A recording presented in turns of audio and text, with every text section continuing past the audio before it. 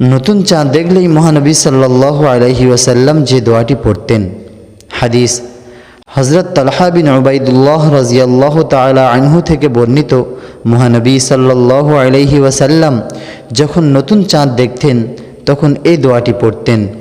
দোয়াটি হলো এই: আল্লাহুম্মা আহিল্লাহু আলাইনা বিল আমনি ওয়াল ঈমান والسلامة والإسلام ربي وربك الله।